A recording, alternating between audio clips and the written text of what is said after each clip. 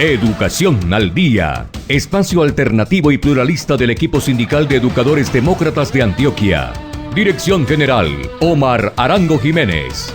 Escúchelo de lunes a viernes a partir de las 7:30 de la noche en los 1020 de emisora Claridad de Todelar.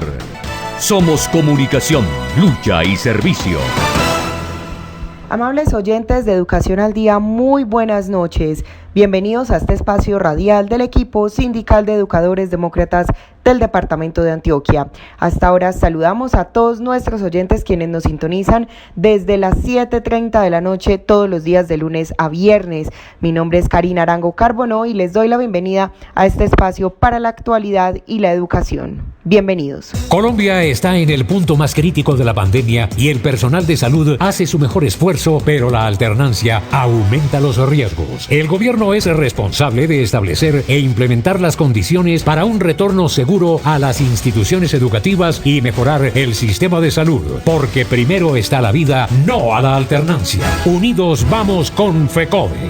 Y a esta hora damos inicio a nuestro programa Educación al Día con un informe del comisionado de Derechos Humanos, Iván Rivas, sobre cómo se viene aplicando el modelo de alternancia en el municipio de La Ceja, Antioquia. Escuchemos. Nos encontramos aquí con el profesor Yamil Vargas. El profesor Yamil Vargas es docente de la institución educativa María Josefa Marulanda del municipio de La Ceja. En esta institución están trabajando en alternancia los grados 11. El profesor Yamil nos puede explicar a ver cómo están trabajando los grados 11 en esa alternancia en dicha institución. Bueno, la alternancia con los grados 11 este año la iniciamos y consiste en lo siguiente. Estamos trabajando los días lunes, miércoles y viernes con los muchachos. Ellos trabajan de 8 a 12. Cada semana un profesor va más o menos una vez por semana y los grupos se dividen cada grupo en dos subgrupos, y de esta manera entonces tenemos en las aulas en promedio 22 a 23 alumnos. Se cumplen en cierta medida los protocolos de seguridad, de bioseguridad, en cuanto a desinfección, lavado de manos. Sin embargo, pienso que todavía falta mucho en acompañamiento pedagógico para que los muchachos sepan la situación que estamos enfrentando y tengan más conciencia, puesto que en los descansos hemos visto que algunos se descuidan dejando el uso del tapabocas a un lado, y también a veces se aglomeran. Entonces nos falta más como institución trabajar en esos aspectos, que los muchachos se concienticen más del momento que estamos viviendo y sean más responsables en cuanto a la bioseguridad. Es muy difícil para nosotros como maestros, y más que solamente vamos 4 por día, estar pendientes a toda hora de lo que ellos están haciendo. Es más como de conciencia y de pedagogía. Profesor Yamil, la preocupación de algunos padres de familia y otros docentes es que se está presentando mucha aglomeración, porque a la hora de salir de descanso más o menos 80, 90 estudiantes no están respetando las distancias, hay juegos de manos y puede haber un contagio. Y lo otro es que los alumnos desde su casa pueden traer los contagios. Y aparte de eso, ustedes también les toca atender docentes, padres de familia. Entonces, ¿qué dice usted al respecto sobre eso? Bueno, yo sí pienso que acá hay que trabajar junto con las directivas para que cada subgrupo tenga como un espacio diferente a la hora de tener el descanso, y de esta manera evitar las aglomeraciones. ¿Qué implementos de bioseguridad le llegó a la institución por parte del departamento? Pues bueno, profesor Iván, lo básico, simplemente algunos componentes de antibacterial,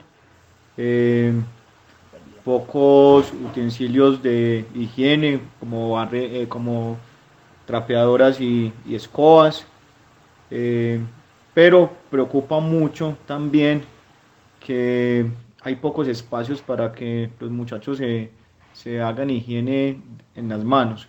¿Le llegó tapaboca? No, tapabocas no llegó, cada estudiante lleva su propio tapabocas y el 100% de los tapabocas que utilizan los muchachos son tapabocas de tela, que según algunos estudiosos en ese tema, tiene menos capacidad de protección. Bueno, estas son las impresiones de un docente que está trabajando con alternancia en la institución educativa María Josefa Marulanda del municipio de La Ceja. Ya hay quejas de algunos padres de familia y de algunos docentes porque no se están respetando los protocolos de bioseguridad. Y los estudiantes, el caso de esta institución, están yendo más o menos 90 estudiantes que lo están dividiendo en grupos de 20, 22, 23 estudiantes. Pero al salir al patio, como lo decía el docente, se están encontrando que hay aglomeración y están jugando los estudiantes corriendo un riesgo de contagio. Les habló el profesor Iván Rivas Méndez, miembro del equipo de Derechos Humanos de FECODE. Y a propósito de este tema de la alternancia que tiene a los docentes en incertidumbre, como también a toda la comunidad educativa, vamos a escuchar un polémico audio del ministro de Salud sobre el regreso a clases en Colombia.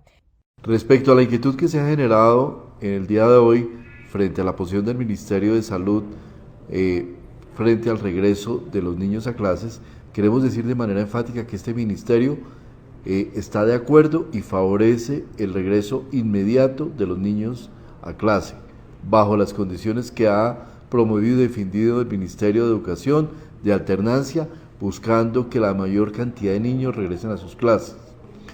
El planteamiento que hace la resolución 1721 de 2020 expedida por este ministerio es que el único limitante que debe haber para regresar a los niños es el distanciamiento de 1 metro dentro de las áreas cerradas y salones de clase entre niño y niño y de 2 metros en los espacios abiertos. Eso da un aforo bastante mayor del que se han anunciado públicamente por parte de algunas alcaldías del país.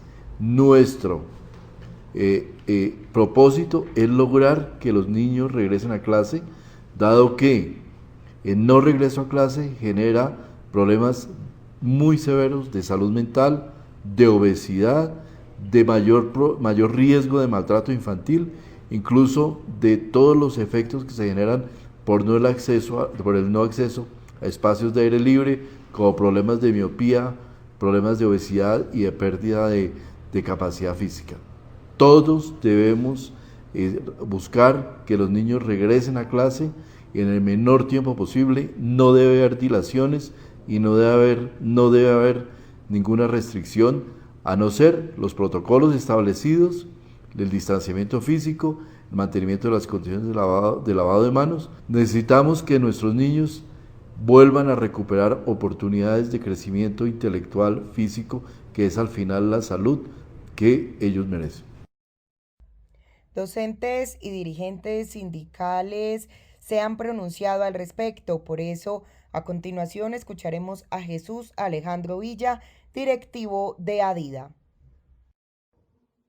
A propósito de las recientes declaraciones del ministro de Salud, Fernando Ruiz, hay que señalar 2 aspectos principales que son bastante preocupantes y que evidencian cuál es la actitud de este gobierno, de este Ministerio de Salud, frente al manejo de la crisis en general y frente al manejo de la crisis sanitaria, en particular en el sector de educación y obviamente en la educación preescolar, básica y media, que nos corresponde a nosotros como gremio estar defendiendo. El ministro plantea en una primera parte o una primera instancia que el tema central es el del aforo, que el único limitante para el regreso a las aulas de los estudiantes es que se cumpla el aforo y el distanciamiento.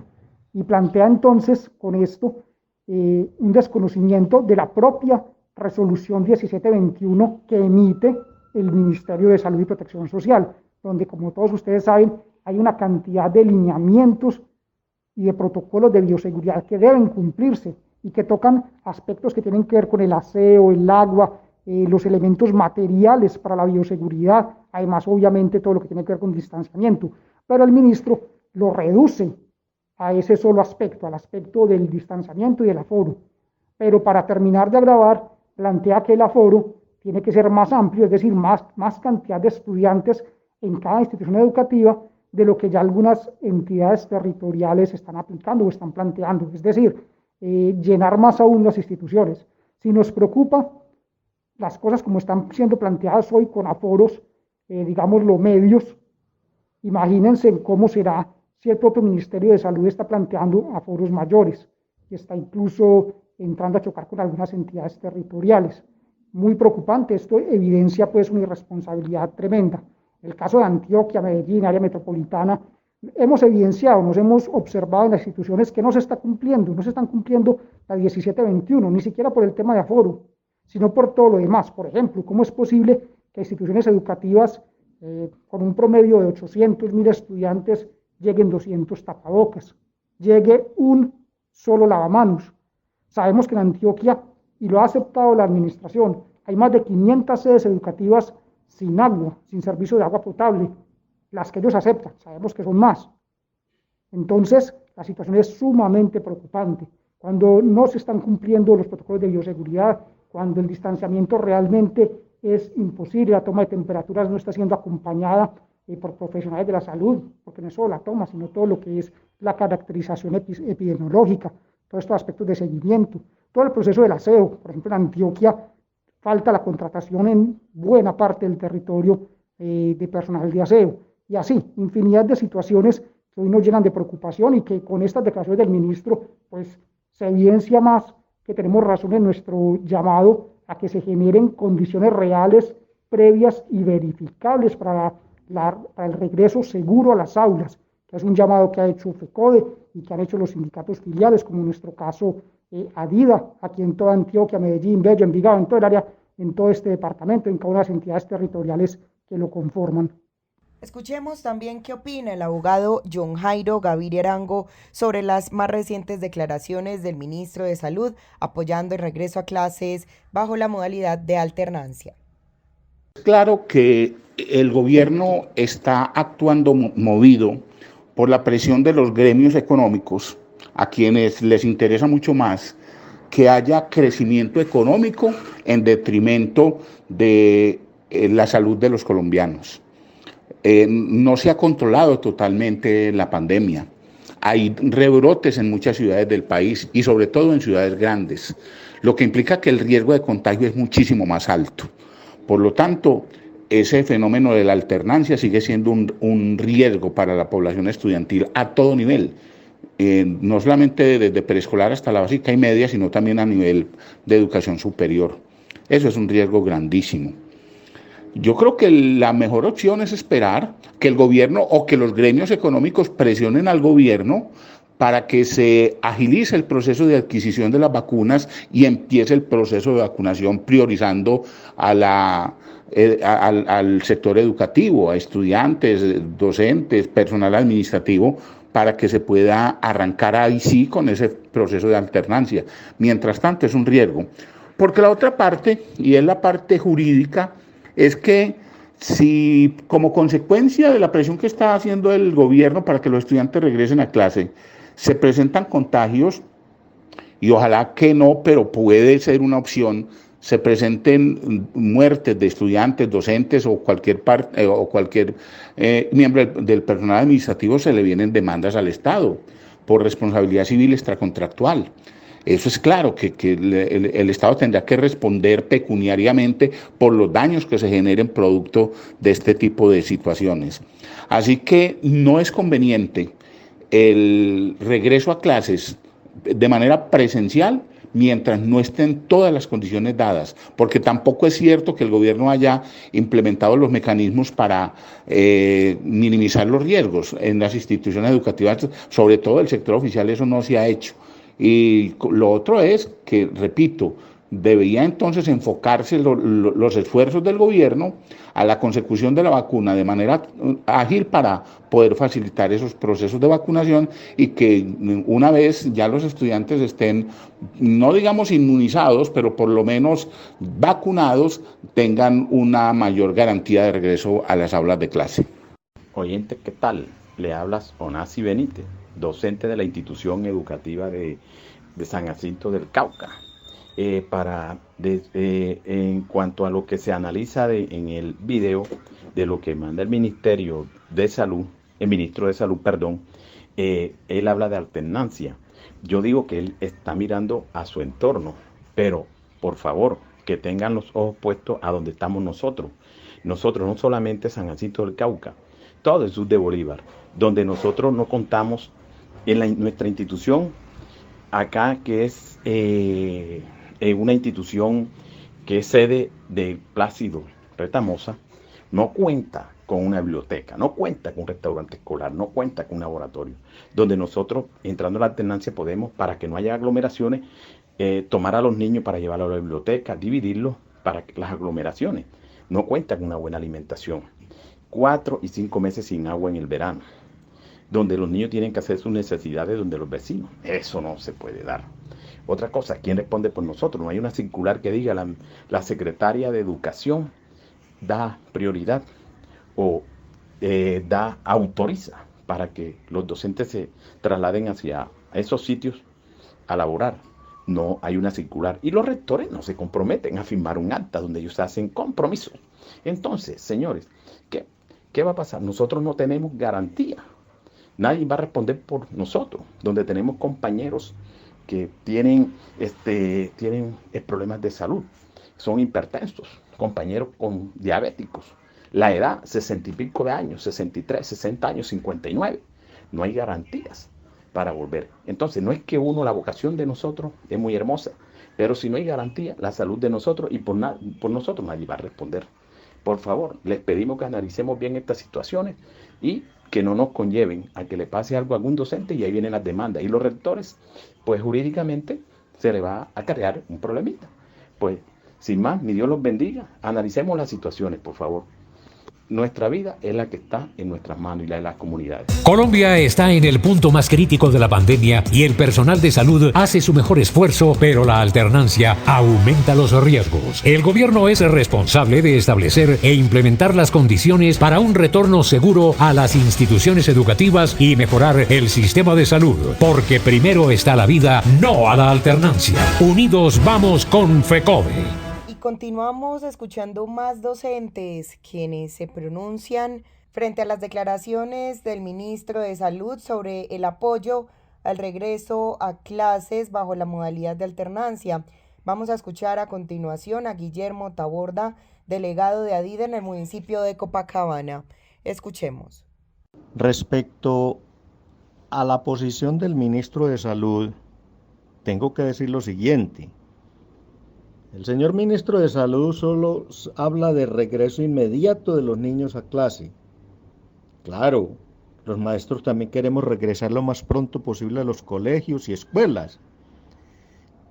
Pero regresaremos cuando se cumplan, óigase bien, todos los protocolos de bioseguridad que el mismo Ministerio de Salud exige para tal regreso.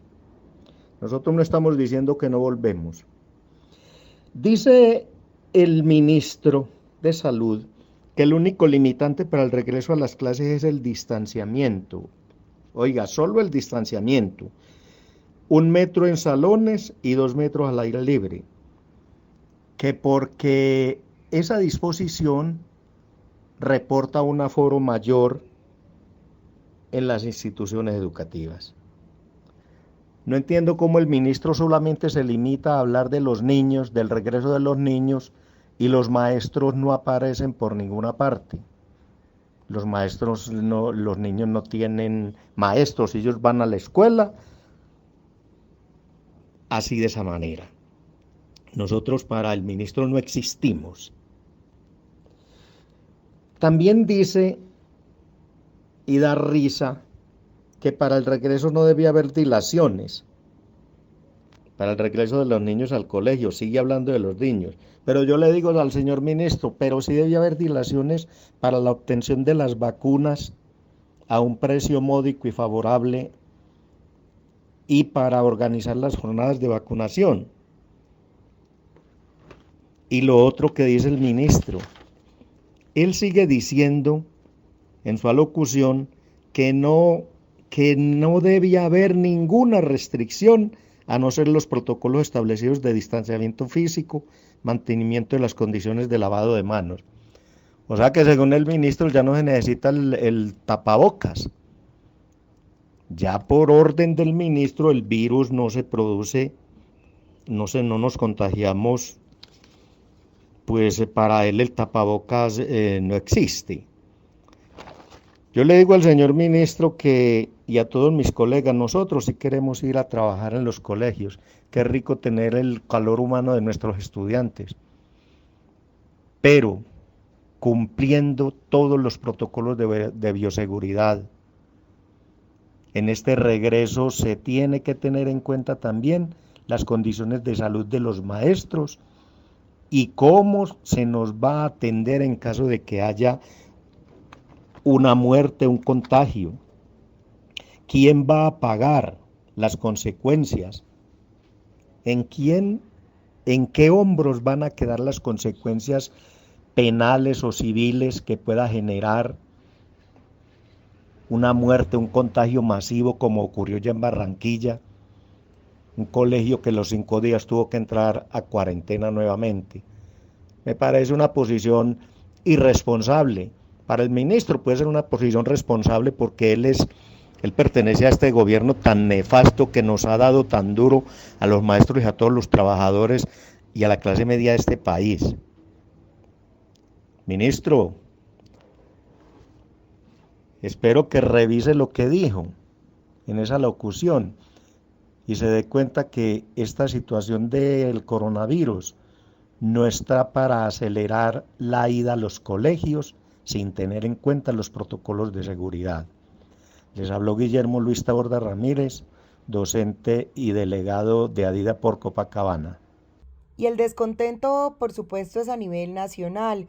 A continuación escucharemos a Manuel Antonio Castillo, presidente de la subdirectiva de la CUT en Caquetá, quien también se pronuncia frente a estas declaraciones del ministro de Salud, sugiriendo el regreso inmediato a las clases presenciales.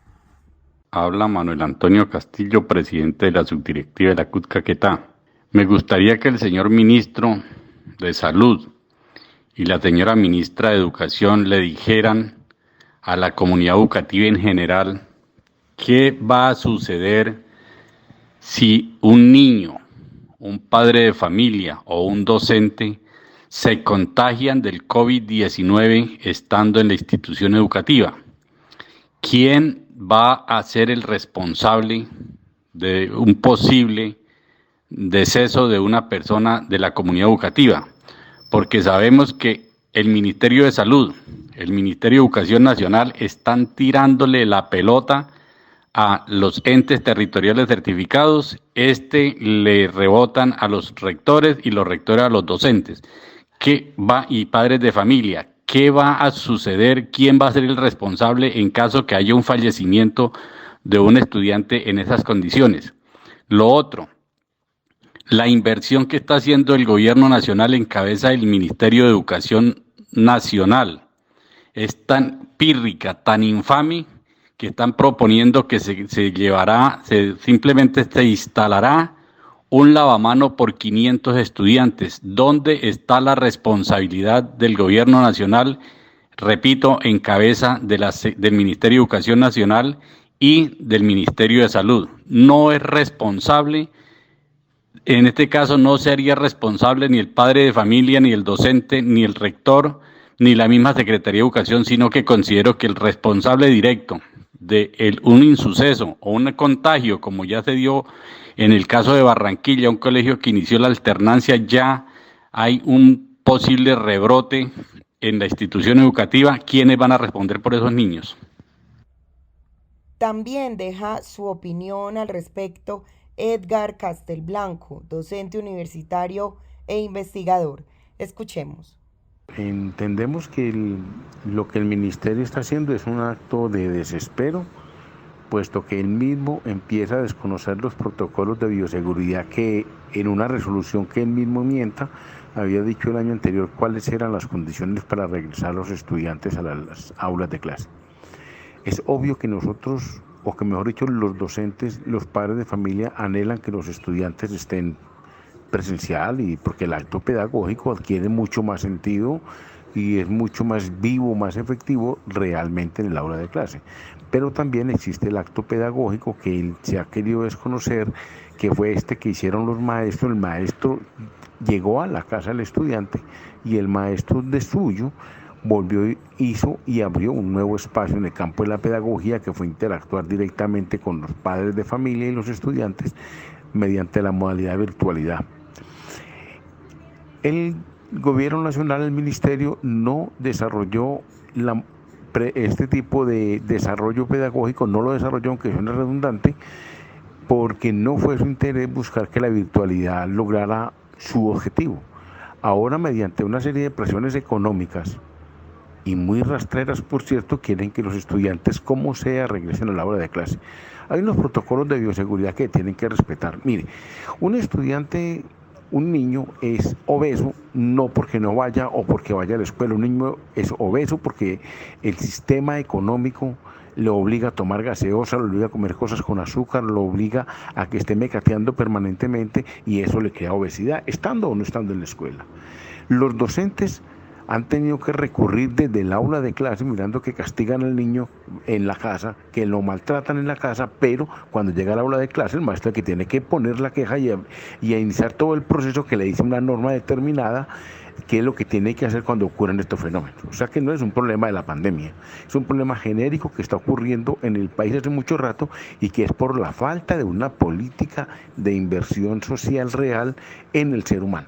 Aquí hay que hacer una política de Estado con el ser humano, y que por ahí pasa la educación, por ahí pasa la salud, por ahí pasan toda la inversión social, pero aquí no hay una política clara de decir qué es lo que se quiere formar en este país. Y si bien la escuela quiere formar una cosa, la sociedad le muestra lo contrario.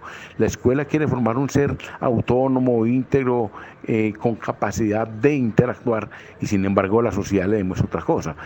Mire, la escuela enseña la honradez, la escuela enseña la delicadeza, la escuela enseña todos estos valores que cuando uno ve los políticos de turno, que son ávidos por estar en el poder, pero por el efecto de la corrupción, eso choca con lo de la escuela. Entonces, aquí hay un desespero porque el niño llegue a la aula de clase. Y está bien, los docentes compartimos que el sentido del acto pedagógico está en la escuela, está en el aula de clase, pero no así, no impuesto sin medidas de protocolo de bioseguridad. Mire, en Barranquilla el Colegio Sagrado Juan de Jesús cerró porque ya estaban en alternancia y aparecieron los contagios.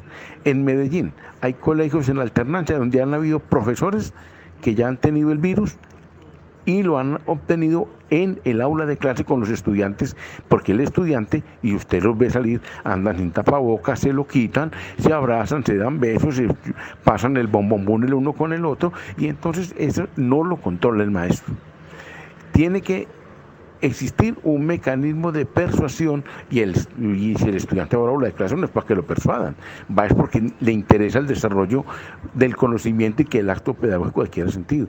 Es decir, los maestros se oponen o nos oponemos a que vayamos a la aula de clase es porque no hay las condiciones, y las condiciones son las medidas de bioseguridad como están estipulados en la misma norma que el ministerio dijo.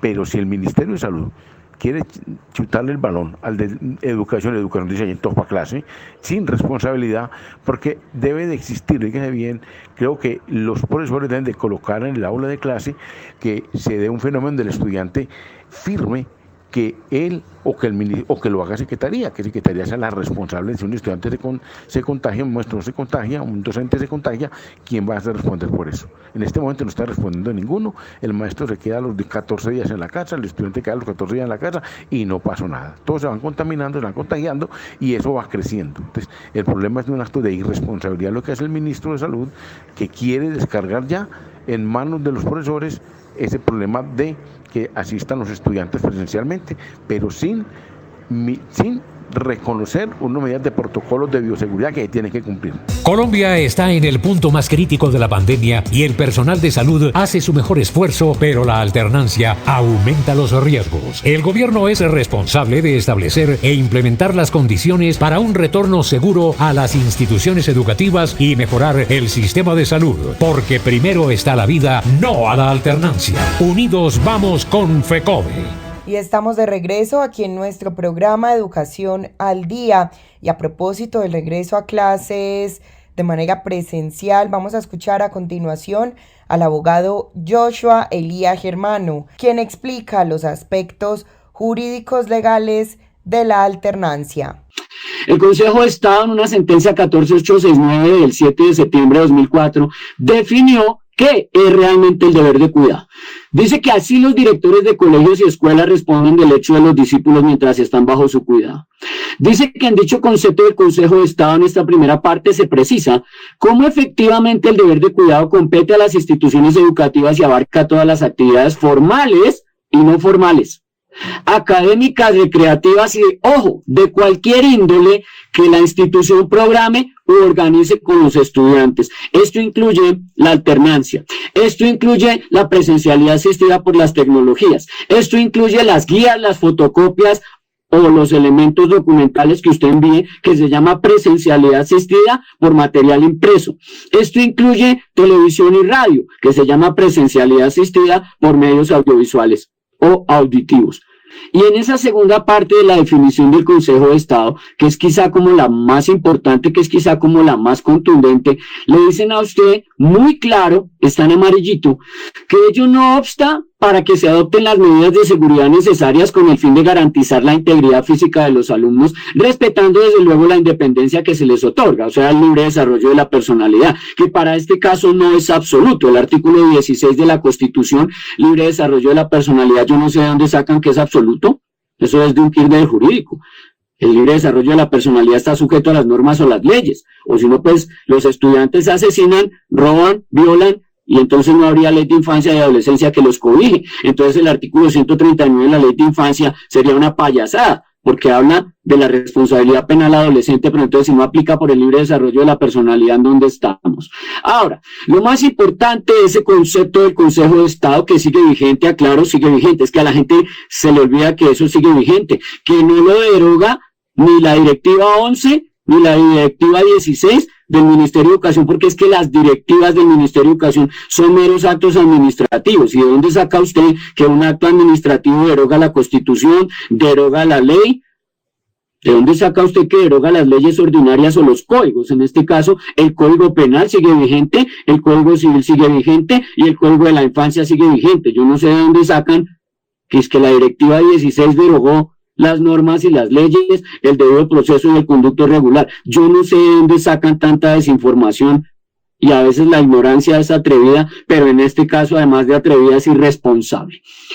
Dice que, tal como lo manifiesta la sala, el deber de cuidado se deriva de la relación de subordinación que existe entre el docente y el estudiante. Primera premisa del Consejo de Estado. Segunda premisa, donde el primero, o sea, el docente, debe tener tanto la idoneidad para enseñar en un campo del conocimiento, segunda premisa, como también, tercera premisa, para tomar las decisiones del caso, es decir, prever los posibles peligros y tomar las decisiones a que haya lugar para que el estudiante ni se haga daño a sí mismo, o sea, no se contagie, ni tiene algún daño a algún compañero, o sea, ni se contagie él, ni se contagie al otro. Concreto, puntual y preciso. El Consejo de Estado está diciendo, no se puede ir a la alternancia, porque usted no puede garantizar contagio cero.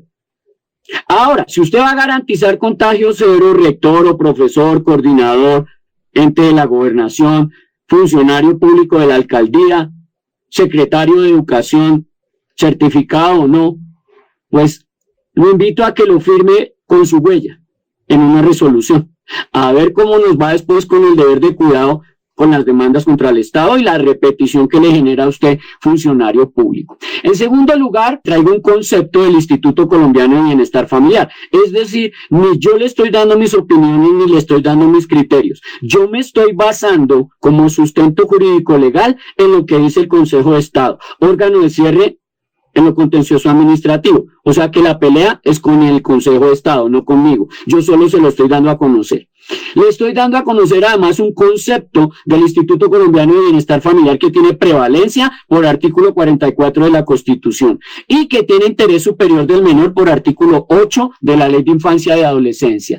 Dice que son los padres de familia, representantes legales o las personas o instituciones y autoridades que tienen la responsabilidad de cuidado y atención. atención para que no obren en un maltrato infantil. Entonces dice, en primer lugar, el maltrato físico, que se estaría relacionado con las lesiones personales o el daño en el cuerpo del niño, en este caso, todos los daños que le puede generar en la parte psicológica, emocional, física y obviamente en su cuerpo al niño, niña o adolescente. En segundo lugar, dice que por último, el maltrato omisivo. ¿Qué es el maltrato omisivo? Dice el Instituto Colombiano de Bienestar Familiar. El maltrato omisivo se daría cuando al niño se le deja en una situación de abandono o descuido que puede afectar su vida o su salud. Una situación de abandono o descuido es de una manera irresponsable enviar a los niños a una alternancia cuando usted no me garantiza contagio cero. Pero usted me dice que me garantiza contagio cero, entonces me lo firma en un documento con su firma de huella que yo voy a utilizar para llevarlo a una reparación directa de 600 a 900 millones de pesos, que se va a demorar entre 6 y 8 años, eso sí, pero que cuando me reviente yo voy a una repetición. Es decir, que el que me firmó ese documento como funcionario público se hará cargo de lo que está firmando porque hay una jerarquización de la responsabilidad. Eso no es que sacan allá directivas y se lavan las manos como hicieron y se les olvida que hay una jerarquización de las normas. La jerarquización de las normas es que el Ministerio de Educación se lavó las manos con la gobernación se lava las manos con las alcaldías, el alcalde se lava las manos con el secretario de Educación, el secretario de Educación se lava las manos allá con el rector, y el rector coge el eslabón más débil, que son los profesores, y respondan ustedes. Y se les olvida que el Consejo de Estado dice es que usted responde, porque el que firma responde penal, civil, administrativo y disciplinariamente, señores funcionarios públicos, sean de la salud, sean de la parte interna administrativa, sean de la policía, sean del ejército, funcionario público responde. Procuraduría, Contraloría, Fiscalía no han cesado sus procesos, que porque estamos en pandemia y el debido proceso no le ha dado coronavirus, ni al conducto regular tampoco. El debido proceso y el conducto regular van cogidos de la mano con el deber de cuidado. El concepto es el número 152 del 28 de febrero del 2017. Sí, yo no sé de dónde saca la gente, yo no sé de dónde sacan que la directiva 11 o 16 del Ministerio de Educación, que es un mero acto administrativo, que por pirámide de Kelsen está primero la Constitución y las leyes, y está como en tercer o cuarto lugar una directiva ministerial. Yo no sé de dónde sacan que un cura es el que le enseña a dar la misa a un obispo. O sea que una directiva ministerial se come viva la Constitución, desatiende las normas y las leyes, viola las leyes ordinarias y deroga lo que está legislado. No sé de dónde sacan esa aberración jurídica.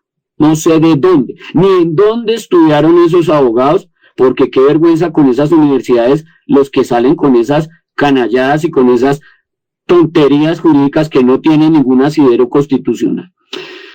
Le aclaro a usted que el Código Penal en su artículo 368 sigue vigente, la violación de medidas sanitarias sigue vigente, le sigue dando de 4 a 8 años, no ha sido derogado. El artículo 369 del Código Penal de propagación de la epidemia no ha sido derogado, le van a seguir dando de 4 a 10 años de cárcel. Yo no sé de dónde sacan que ha sido derogado, no tengo la menor idea, pero hágale derecho de petición a Defensoría del Pueblo y a Procuraduría o a su secretario de Educación y le pregunta, oiga, secretario de Educación, ¿cuándo fue que la directiva 16 derogó el artículo 368 y 369 del Código Penal? Que no nos enteramos. Le aclaro que el artículo 25 del Código Penal declara que usted comete el delito o la conducta punible por acción o por omisión. Por acción porque tiene el dolo y el conocimiento de que lo que está haciendo es un delito. Algunos secretarios de Educación la tienen clara. Saben que va a haber contagios en los colegios y aún así están promoviendo la alternancia. Intereses diferentes. Responsabilidad penal, la misma. La misma. Y dice allí que si tiene el deber jurídico de impedir un resultado perteneciente a una descripción típica. La descripción típica es el delito, se describe el delito, y no lo lleva a cabo estando en posibilidad de hacerlo, queda sujeto a la pena contemplada en la respectiva norma penal. Se llama la omisión. Entonces, omisión es dejar de hacer lo que la ley le obliga. ¿Qué le obliga a la ley? Cumplir el Código Penal. Artículo 368, 369, artículo 25. Que dentro del deber de cuidado, el Código Civil colombiano, en su artículo 2347, que habla del deber de cuidado, este es el artículo realmente que habla del deber de cuidado, que habla realmente del deber de cuidado. Artículo 2347 del Código Civil. Genera una responsabilidad tanto para los papás como para los rectores de los colegios, o sea que la responsabilidad es compartida. Dice, así los padres son responsables solidariamente del hecho de los hijos menores que habiten en la misma casa.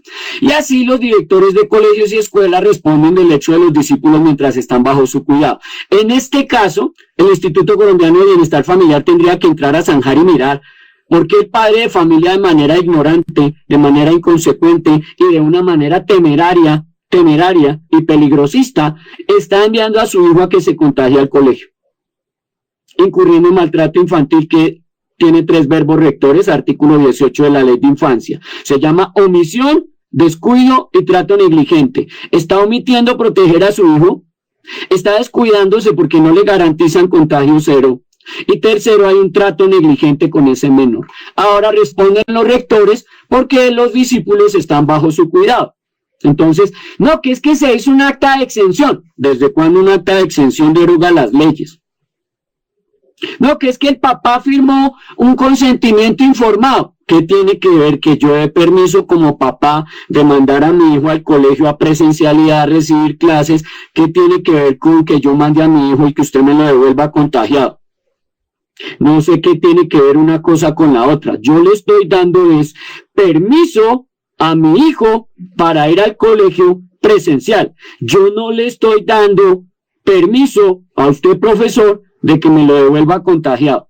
No sé qué tiene que ver su tal consentimiento informado. No existe. Existe es un documento de exención de responsabilidad en donde el profesor tiene que decir, el que tomó la decisión de enviar al niño al colegio a contagiarse fue el papá en su patria potestad. Yo no puedo garantizarle la vida, la integridad y la dignidad a ese menor. ¿Por qué? Porque resulta que la Ley de Infancia y Adolescencia tampoco la ha derogado la Directiva 16, sigue vigente. Y el artículo 17 de la Ley 1098 de noviembre 8 del 2006, Ley de Infancia y Adolescencia, que usted ha tenido 15 años para leerse, querido profesor. El artículo 17 dice, los niños, niñas y adolescentes tienen derecho a la vida, a una buena calidad de vida y a un ambiente sano. Ahí no dice tienen derecho a que los envíen a contagiarse en los colegios, a un ambiente lleno de virus y de contagio y en una calidad de vida regular porque agua ni hay en La Guajira. Entonces, ¿de dónde carajos me están hablando de alternancia, jurídicamente hablando, cuando usted no me garantiza un mínimo vital, que es el agua? Y si no hay un mínimo vital que es el agua, ¿cómo nos van a garantizar que se pueda lavar? Y el jabón, y entonces el gel, y entonces el distanciamiento y todas esas cosas carecerían de valor, porque finalmente el jabón y el agua, le escuchaba yo a la especialista, la doctora Carolina, que el jabón y el agua es lo fundamental, pero entonces que se van a dañar con solo jabón, en seco, qué chévere. El artículo 18 de la Ley de Infancia y Adolescencia, le aclaro, también sigue absolutamente vigente. El artículo 18 de la Ley de Infancia y Adolescencia, que usted ha tenido 15 años para aprenderse, profesor, dice que los niños tienen derecho a ser protegidos contra todas, ahí no dice la mitad ni 3/4, todas las acciones o conductas que causen muerte, daño o sufrimiento físico. Yo entiendo una pandemia, un contagio y la COVID-19 como una acción o conducta que causa muerte, daño o sufrimiento físico. Yo entiendo un padre de familia irresponsable, que está mandando a su hijo a contagiarse, como un padre que está incurriendo en una acción o conducta que a su hijo le causa muerte, daño o sufrimiento físico. Y le aclaro que para los efectos de este Código de la Infancia, se entiende por maltrato infantil toda, ahí no dice la mitad ni 3/4, toda forma de descuido, omisión o trato negligente por parte de sus padres, representantes legales o cualquier otra persona. Cualquier otra persona es usted, querido profesor, rector, orientador, coordinador. Luego, entonces, por tercera vez en mi participación en mi ponencia, le aclaro que jurídicamente no va la alternancia, a menos que usted quiera tener una demanda por el deber de cuidado que usted está violando. El artículo que más se debe saber usted de memoria, el artículo que debe gobernar su decisión de ir a la alternancia o no, de la mano con todos los que le acabo de leer, pero este es el más importante. Entonces el profe ya lo está colocando ahí en la pantalla. Es el artículo 44, numeral 4 de la Ley de Infancia, absoluta, total y radicalmente vigente. El artículo 44, numeral 4 de la Ley de Infancia se lo voy a desglosar en un desglose técnico, es decir, paso a paso. Obligaciones complementarias de las instituciones educativas, Ley 1098 de noviembre 8 del 2006, artículo 44, numeral 4 de la Ley de Infancia, que ya está en su manual de convivencia hace 15 años. Dice verbo rector garantizar, ahí no dice la mitad ni 3/4, es garantizar. ¿A quién? A los niños, niñas y adolescentes, o sea, de 0 a 18 años. ¿Qué le tiene que garantizar usted, profesor? El pleno, o sea, completo, total, absoluto, radical. ¿Respeto a qué? A su dignidad, a su vida y a su integridad física y a su integridad moral dentro de la convivencia escolar. Cuando usted me le garantice contagio cero, o sea, la vida y la integridad física y moral dentro de la convivencia escolar, usted se va a la alternancia. Cuando usted no me le garantiza vida, integridad física y moral dentro de la convivencia escolar, a usted yo lo voy a demandar por violar el deber de cuidado. Ay, pero la orden viene del ministerio. Ese es su superior jerárquico, ese responde. Ay, pero la orden viene del secretario de Educación. Ese es su superior jerárquico, ese responde. Ay, pero lo avaló el Ministerio de Salud. Ese es su superior jerárquico, ese responde. Lo que pasa es que usted sí tiene que conseguir unos buenos abogados que sepan cómo es que se demanda al Estado y que sepan realmente qué es una reparación directa. Si usted no consigue abogados que sepan, pues eso es lo mismo que tener un Ferrari y sin llaves. Le hago una reflexión puntual, precisa, taxativa. Es el padre de familia, en uso de su atribución jurídico-legal que le otorga el Código Civil, desde la patria potestad, quien tiene que decidir si envía a su propio hijo o hija a contagiarse a un colegio. ¿Dónde lo dice? En el artículo 288 del Código Civil y en el artículo 2347 del Código Civil, que se lo acabo de leer arriba. Responde el padre de familia y responde el rector. Ahora, ¿quién dijo que un protocolo de bioseguridad es garantía de contagio cero?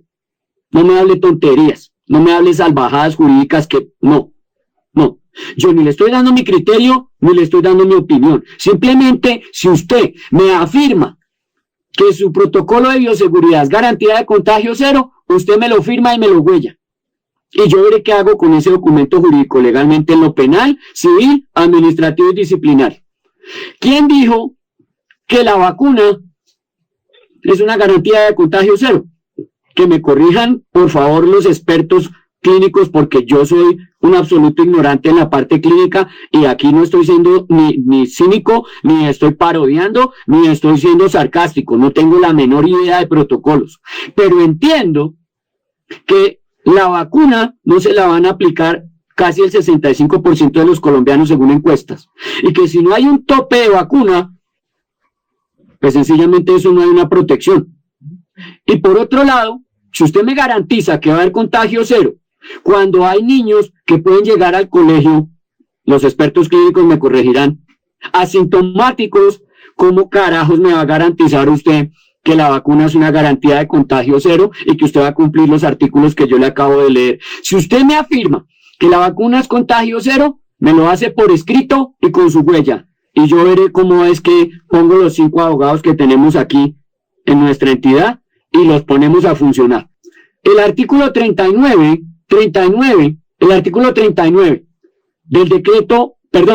del Código Disciplinario Único, Ley 1952 del 2019, para todos los que son funcionarios públicos les aplican estos dos numerales. Literal o numeral 1. Incumplir los deberes o abusar de los derechos o extralimitar funciones. ¿Qué hace usted extralimitándose en funciones? ¿Qué hace usted, profesor? Dizque fungiendo de epidemiólogo y de virólogo, dizque haciendo protocolos de bioseguridad. ¿Qué hace usted, profesor? Si usted no tiene ningún cartón que lo acredite, ni tarjeta profesional, ni título en medicina. ¿Qué hace extralimitándose en funciones? ¿Qué hace violando su manual de funciones? ¿Qué hace violando las convenciones colectivas y los contratos de trabajo? Y en segundo lugar, señores de Secretaría de Educaciones, en los diferentes municipios certificados o no, y señores rectores, ¿qué hacen ustedes imponiéndole a otro servidor público trabajos ajenos a sus funciones? cuando eso es una prohibición. A todo servidor público le está prohibido. Artículo 39, Ley 1952 del 2019. A todo servidor público, alcalde, gobernador, secretario de salud, secretario de educación, rector, le está prohibido imponerle a otro servidor público trabajos ajenos a sus funciones. No sé qué carajos es lo que usted hace, dizque elaborando protocolos de bioseguridad. Eso no está dentro de sus funciones. Y no sé qué hace usted, dizque montando unos tales, dizque comités de alternancia. O sea, usted es epidemiólogo, es virólogo, es experto clínico y se puso a improvisar. Vamos a ver qué tan costoso le va a salir su improvisación. En el Código Penal es donde está la solución, la salida, la respuesta a esa situación. Que vino el gobernador e impuso, que vino el alcalde e impuso, que vino el secretario de educación e impuso. Entonces yo le tengo a usted la solución, está en el Código Penal, está en el artículo 32 del Código Penal, habla de la ausencia de responsabilidad y dice, el profesor que haga el acta y se acoja al artículo 32 del Código Penal, en su numeral 4 y 5 y 8, se acoge a que obra en cumplimiento de una orden legítima de una autoridad competente emitida con las formalidades legales. O sea que el superior jerárquico es el que va a responder. Pero usted tiene que hacer un acta para eximirse de esa situación. Si no la hace, yo no sé dónde carajo sacan un debido proceso y un conducto regular oral. Eso no existe. Quinto, que usted está obrando en legítimo ejercicio de un cargo público. Y octavo, que usted está obrando bajo un insuperable elemento de coacción ajena. Es que le están diciendo que si no da la alternancia, entonces no le dan dinerillos. Eso se llama coacción ajena. Artículo 32 del Código Penal, literales o numerales 4, 5 y 8. En la Constitución, el artículo 44 de la Constitución habla que son derechos fundamentales de los niños la vida, la integridad física y la salud.